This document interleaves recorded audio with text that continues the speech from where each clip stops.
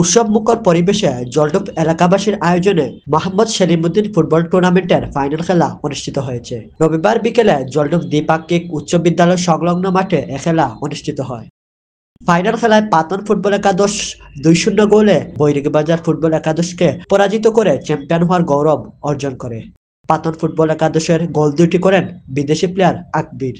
এদিন জাতীয় দলের খেলোয়াড় দেশি বিদেশি সহ সিলেটের জনপ্রিয় খেলোয়াড়দের অংশগ্রহণে দর্শকদের মুখরিত করে। খেলা পরিচালনা কমিটির সভাপতি আমিনুল ইসলামের সভাপতিত্বে খেলায় প্রধান অতিথি ছিলেন 11 নং লাউতা ইউনিয়নের চেয়ারম্যান দেলোয়ার হোসেন।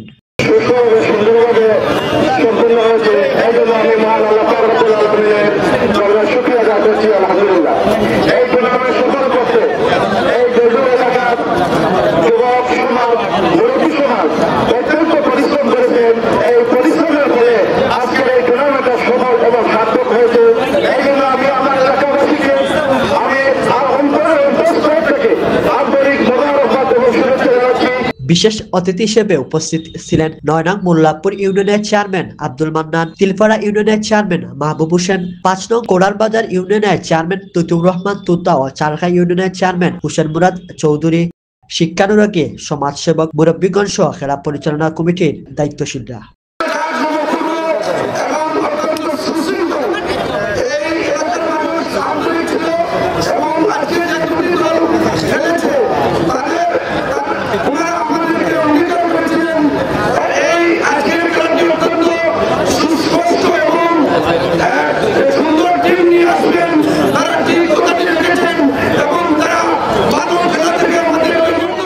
পরবর্তীতে ফাইনাল খেলায় চ্যাম্পিয়ন ও রানার্স আপ দলকে পুরস্কার তুলে দেন আমন্ত্রিত অতিথিরা।